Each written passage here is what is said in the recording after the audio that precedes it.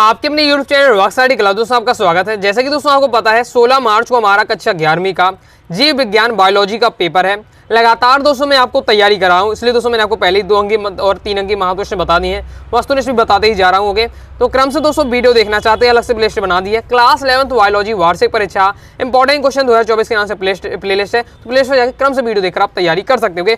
आज की इस वीडियो में दोस्तों हम क्या है आपके 4 अंक के प्रश्न रह गए थे तो उन्हें कवर करेंगे। तो आज की इस वीडियो में हम क्या है सिलेक्टेड 4 अंक के महत्वप्रश्न देखने वाले उत्तर के साथ बताऊंगा, सो वीडियो को ध्यान से अंत तक देखिएगा। ओके, तो 4 अंकी महत्वप्रश्न में आपको तैयार करना है।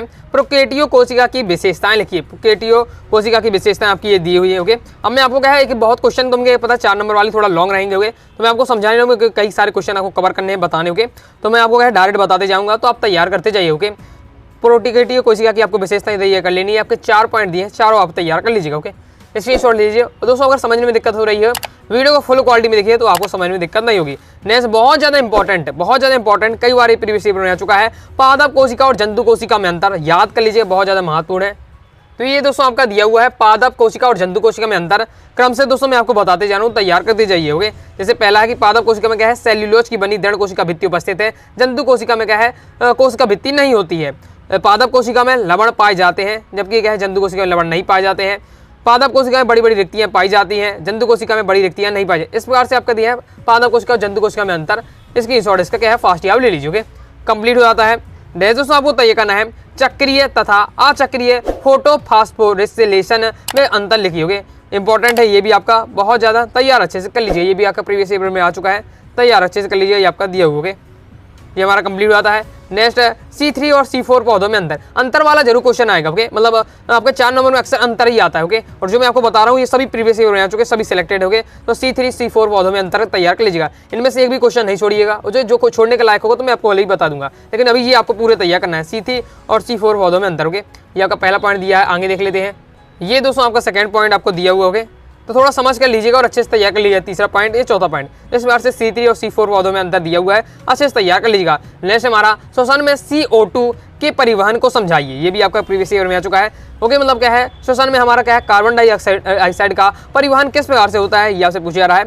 ओके, तो 3 चरणों में होता है, 3 चरणों में हुआ और तीनों चरणों के माध्यम से समझाया गया है। पहला है कि प्लाज्मा में घुली अवस्था। ओके, जो कि ये बताया कि इस प्रकार से। ओके, दूसरा आपका कार्बन हीमोग्लोबिन के रूप में। तीसरा आपका सोडियम तथा पोटेशियम के बाइकार्बोनेट के रूप में। इस प्रकार से आपका दिया हुआ है, तैयार कर लीजिएगा। आगे देख लेते हैं। ओके, आगे आपका ये दिया हुआ है इस प्रकार से, तो इसे आपको अच्छे से तैयार कर लेना है। कंप्लीट हो जाता है। ओके, फिर नेक्स्ट जो आपके चित्र वाले क्वेश्चन हो गए मैं अभी छोड़ दे रहा हूँ, फिर अलग से चित्र वाली वीडियो बना दूंगा डायग्राम वाली, तो उसमें आपको बता दूंगा। ओके, नेक्स्ट दोस्तों आपको तय करना है अंश मेखला तथा श्रेणी मेखला में अंतर बताइए। तो आपका अंश मेखला श्रेणी मेखला ज़्यादा इंपॉर्टेंट नहीं है, एक बार थोड़ा पढ़ लीजिएगा, जान बस इतना जान लीजिएगा अंशली मेखला क्या है, श्रेणी मेखला क्या है। ओके, बाकी इतना ज़्यादा इंपॉर्टेंट नहीं है अंतर। ओके, बाकी जो पहले मैंने आपको C3 और C4 पौधों में अंतर बताएं वो तैयार अच्छे से कर लीजिए। पादप कोशिका और जंतु कोशिका में अंतर तैयार कर लीजिएगा। आगे देख लेते हैं। नेक्स्ट दोस्तों आपको तैयार करना है मानव मस्तिष्क के 4 कार। तो मानव मस्तिष्क के कार आपके ये दिए हुए हैं, तो इनको आपको तैयार कर लेना है। ओके, तो ये हमारा कंप्लीट हो जाता है। चलिए आगे देख लेते हैं। ओके दोस्तों, नेक्स्ट क्वेश्चन आपको तैयार करना है प्रोकैरियोट व यूकैरियोटिक कोशिका में अंतर। ये भी बहुत ज़्यादा महत्वपूर्ण है, प्रीवियस ईयर में आ चुका है। मैं आपको दोस्तों बताऊं तो 6 से 7 आपके अंतर है बायोलॉजी में, जिन्हें आपको तैयार कर लेना है। उनमें से गारंटी के साथ एक नया क्वेश्चन आपको मिलेगा। ओके, मैं आपको पादप और जंतु कोशिका में अंतर हो जाता है। ओके, और आपका ये आपका प्रोकैरियोट यूकैरियोटिक कोशिका में आगे में आपको वायु श्वसन और आपका मतलब ऑक्सीजन श्वसन और अनाक्सीय श्वसन में अंतर। ओके, धमनी और शराब में अंतर। C3 व C4 पौधों में अंतर। ये आपके अंतर है जो 5 से 6 अच्छे से तैयार कर लीजिए। तो पहले स्क्रीनशॉट ले लीजिए फास्ट ही। ओके, वीडियो फुल क्वालिटी में देखिएगा तो आपको समझ में दिक्कत नहीं होगी, बाकी स्क्रीनशॉट लीजिए और तैयार कर लीजिएगा। आगे देख लेते हैं। नेक्स्ट दोस्तों आपको एंजाइम उत्प्रेरक में अंतर। ओके, कमी आता है, मतलब आता ही नहीं है, अभी तक नहीं आया, लेकिन एक बार जान लीजिए एंजाइम क्या है, उत्प्रेरक क्या है, इसके पढ़ के थोड़ा समझ लीजिए। ओके, बाकी नेक्स्ट आपका बहुत ज़्यादा महत्वपूर्ण प्रकाश की अभिक्रिया और अप्रकाश की अभिक्रिया। ओके, तो ये आपके अंदर दिया है प्रकाश की अभिक्रिया, ये भी आपके प्रीवियस पेपर में आ चुका है। ओके, और खास बात क्या है कि दोस्तों आपके पेपर 4 सेट में आ रहे होंगे, 4 से 5 सेट में आ रहे होंगे, और हर सेट में क्वेश्चन अलग अलग हैं। तो ऐसा होगा किसी के में प्रोकैरियोट यूकैरियोटिक कोशिका में अंतर आया, तो किसी के में क्या है ऑक्सीजन अनाक्सीय श्वसन में अंतर, किसी में धमनी शराब में अंतर, किसी प्रकाशीय अभिक्रिया अप्रकाशीय, किसी में आपको क्या पादप कोशिका जंतु कोशिका में अंतर। तो इस प्रकार से आपका रहने वाला होगा, एक ही तो पेपर नहीं है तो बता सकते और भी थोड़ा सिलेक्टेड हो जाता। इसलिए दोस्तों आपको सभी आपको तैयार करना है। ओके, तो ये आपका कंप्लीट होता है। दोस्तों टेलीग्राम चैनल को ज्वाइन किया, ज्वाइन जरूर कर लीजिएगा। ज्वाइन करने के लिए दोस्तों डिस्क्रिप्शन में मैंने टेलीग्राम चैनल की लिंक दे दी है, क्लिक करके आप ज्वाइन हो जाइएगा। या फिर दोस्तों आप क्या है टेलीग्राम ऐप पर जाइएगा और सर्च करिएगा अनुराग स्टडी क्लासेस। सबसे पहले आपको अपना चैनल मिल जाएगा। 90,000 से ज्यादा स्टूडेंट जुड़े हुए हैं, यहाँ जरूर ज्वाइन हो जाएगा। फायदा ये रहेगा कि आपको वीडियो नोटिफिकेशन तुरंत ही मिल जाएगी। इंपॉर्टेंट दोस्तों आपको क्या है PDF वगैरह आपको तुरंत ही यहाँ मिल जाती है, साथ ही इंपॉर्टेंट इन्फॉर्मेशन। ओके, तो ज्वाइन करके जरूर कीजिएगा। नेक्स्ट दोस्तों मैं बता रहा हूँ जो कि कई बार क्वेश्चन आ चुका है, आक्सीय श्वसन और अनाक्सीय श्वसन में अंतर। ओके, वायवीय श्वसन का है या अवायवीय श्वसन का है, ये भी कह सकते हैं। अच्छे से तैयार कर लीजिएगा। तो ये आपका दिया 2 पॉइंट आपके स्क्रीनशॉट ले लीजिए। ओके, आगे देख लेते हैं।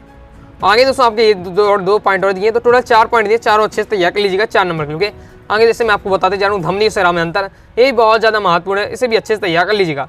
और धमनी और सिरा में अंतर इस बार से आपका दिया हुआ है, स्क्रीनशॉट आप ले लीजिए और हमारा ये कंप्लीट हो जाता है। नहीं दोस्तों आपको तय करना है मानव वृक्क की कोई 4 कार्य लिखिए। मानव वृक्क के क्या क्या 4 कार्य होते हैं वो आपसे पूछा जा रहा है। तो मानव वृक्क के आपके कार्य दिए हुए हैं, अच्छे से तैयार कर लीजिए। आपकी कार्य दिए, पहले मानव वृक्क का कार्य क्या है, जल का संतुलन, दूसरा है अम्ल क्षार संतुलन, तीसरा है लवण संतुलन, चौथा है हानिकारक पदार्थों का संतुलन। इस प्रकार से आपके मानव वृक्क के कार्य दिए हैं, तैयार कर लीजिएगा। नेक्स्ट दोस्तों हमारा अथवा में क्वेश्चन है संधि किसे कहते हैं, चल संधि के प्रकार लिखिए। तो संधि आपका ये दिया हुआ है, संधि को अच्छे से तैयार कर लीजिएगा। अब इसके प्रकार भी बताने हैं, तो संधि के आपके ये प्रकार ये दिए हुए हैं। पहला आपका चल संधि हो गए और दूसरा आपका अपूर्ण संधि हो गए। इस बार से आपका दिया है, पूरा तैयार अच्छे से कर लीजिए। ओके, ये आपका दिया, पहले चल संधि के आपको प्रकार बताने, तो ये चल संधि के आपके प्रकार दिए हुए हैं। ओके, इसके आगे आपका ये दिया हुआ है, तो एक बार अच्छे से पढ़ लीजिएगा और समझ लीजिएगा। आगे देख लेते हैं। तो इसके आगे आपका सॉल्यूशन इस बार से आपका दिया हुआ है, तो अच्छे से आप इसे तैयार कर लीजिएगा। ओके, तो इस प्रकार से हमारे कंप्लीट हो जाता है। आगे देख लेते हैं। नेक्स्ट दोस्तों आपको तैयार करना है DNA के वाटसन एवं क्रिक मॉडल को समझाइए। ओके, तैयार कर लीजिए। और ये क्वेश्चन आपका क्या है क्लास 12th के लिए भी महत्वपूर्ण। ओके, अभी तैयार कर लीजिए तो आप क्लास 12th के लिए भी हो जाएगा। ओके, बहुत ज़्यादा महत्वपूर्ण रहता है आपका क्वेश्चन। ओके, तो इसमें भी है आपका, तो इसे भी एक बार अच्छे से पढ़ लीजिएगा। ये आपका दिया हुआ है। नेक्स्ट दोस्तों आपको तय करना है ग्लाइकोलाइसिस व कैब्रे चक्र में अंतर। ये भी आपका प्रीवियस ईयर में आ चुका है, बहुत ज़्यादा महत्वपूर्ण है, तो इसको भी आपको तैयार करना है। ग्लाइकोलाइसिस व आपका कैब्रे चक्र में अंतर। ओके, ये 4 अंतर दिए, चारों तैयार कर लीजिएगा। ओके, आगे देख लेते हैं। नेक्स्ट दोस्तों आपको तय करना है कैब्रे चक्र की क्रिया का ग्राफीय निरूपण। बहुत ही कम आता है, लेकिन इसे भी आपको एक बार देख लीजिए किस प्रकार से होता है। ओके, तो ये आपका दिया हुआ है। और नेक्स्ट दोस्तों आपको तय करना है रक्त और लसिका में अंतर। बहुत ज़्यादा महत्वपूर्ण, ये भी प्रीवियस ईयर में आ चुका है। महत्वपूर्ण अंतर में ये भी आपका सेलेक्टेड है, रक्त और आपका लसिका में अंतर, तो इसे भी अच्छे से तैयार कर लीजिए। ये आपका दिया हुआ है। ओके, रक्त और लसिका में अंतर बहुत ज़्यादा महत्वपूर्ण, तैयार कर लीजिएगा। कंप्लीट हो जाता है। चलिए आगे देख लेते हैं। ओके, नेक्स्ट दोस्तों आपको तय करना है पेशीय संकुचन की क्रिया विधि। ओके, तो इसे भी एक बार अच्छे से तैयार कर लीजिएगा, ज़्यादा इंपॉर्टेंट नहीं है, लेकिन एक बार इसे देख लेना। ओके, आगे देख लेते हैं। नेक्स्ट दोस्तों आपको तैयार करना है DNA और RNA में अंतर। ये भी बहुत ज़्यादा महत्वपूर्ण अंतर है, तो मुझे तो लगता है आपको कम से कम 10 अंतर आपको तैयार करने में 10 अंतर बता चुका हूँ, सभी इंपॉर्टेंट है। ओके, अब मैं ये नहीं कह सकती आप बस 2-3 अंतर ये बस पढ़ लीजिए, क्योंकि सभी क्या है प्रीवियस ईयर में आ चुके हैं और अक्सर रिपीट हो जाते रहते हैं। और क्लास 11 के पेपर कई सेट में बनते हैं, तो सब में अलग अलग में आते हैं। ओके, अंतर। ओके, तो इसलिए आपको किसी के मैंने आपको बताया यही तैयार करना, तो ऐसा नए नहीं। ओके, सबके में अलग अलग आते हैं, इसलिए आपको क्या है अच्छे से सभी अंतर तैयार करना है। आगे देख लेते हैं। बाकी दोस्तों आपका DNA और RNA में अंतर आपका आगे ये दिया हुआ, दूसरा पॉइंट, ये तीसरा पॉइंट, ये चौथा पॉइंट, तो अच्छे से आपको तैयार कर लेना है। कंप्लीट हो जाता है। नेक्स्ट दोस्तों जीन विनिमय की क्रिया को स्पष्ट कीजिए। ओके, इसको भी एक बार पढ़ लीजिएगा। ओके, इंपॉर्टेंट नहीं है ज़्यादा, एक बार लेकिन आपको जरूर पढ़ लेना है। ओके, आगे देख लेते हैं। तो आगे दोस्तों आपको नेक्स्ट ये करना है पौधों की वृद्धि को प्रभावित करने वाले 4 कारक कौन से हैं, ये इंपॉर्टेंट है। तो आपका पहला है हार्मोन, दूसरा है तापमान, तीसरा है प्रकाश, चौथा है जल। ये आपके दिए हुए हैं पौधों की वृद्धि को प्रभावित करने वाले कारक। ओके, तो आपको तैयार कर लेना है। चौथा हमारा क्या है जल। तो हमारा क्या है हार्मोन, तापमान, प्रकाश, जल, ये क्या है पौधों की वृद्धि को प्रभावित करने वाले कारक। ओके, तैयार कर लीजिएगा। लाइक और शेयर ठोक दीजिए, महाकाल का दबा के लाइक और शेयर ठोक लीजिए।